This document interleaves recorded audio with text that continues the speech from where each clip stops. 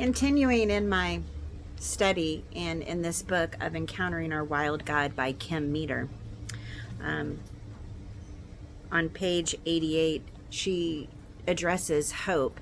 And I feel like a lot of you that are in my circle have, at your very essence, expressed this feeling of hopelessness and out of control, especially because you're stuck at home and your world has changed and you hate it and you want to get out and all of that.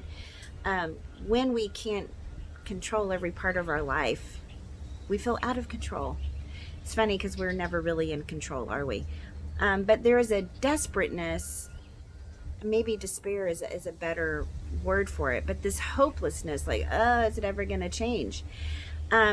But I have to tell you, I've been hearing that from us for a long time, maybe in different areas. Maybe this has kind of magnified it for some of us, but there's a lot of negativity in our lives even before this came about.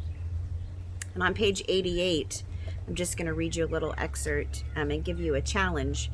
She says, God is our source of hope. He desires to fill us to overflowing with hope. He offers his hope to everyone, every minute of every day. So why do we choose to linger in hopelessness? And the answer to that is really simple. Our focus is on the wrong thing. Our focus is on all of the negativity and not on the Lord. And my challenge to you is this, sometimes in prayer, we cry out to God, and I think there's nothing wrong with it. This is hard. That is hard. Oh, Lord, what am I going to do? I have a teenager. Can you just shut her up? And when we're speaking those things out loud, the enemy can hear us. And so I would encourage you to not remind God about all of those things that he already knows, but to declare to God what he has told you, what his promises are. And I would encourage you to get somewhere where you can pray out loud so that the enemy can hear you. When you are talking to your God and tell him that he is your hope, he is your strength, his joy is your strength. That's what the Bible says. The joy of the Lord is your strength. He is going to provide you a way there where there is no way. She quotes Jeremiah 29:11 through 14, where the Lord said, I know the plans that I have for you, and they are good. They are not for disaster, but it is to give you a future and a hope.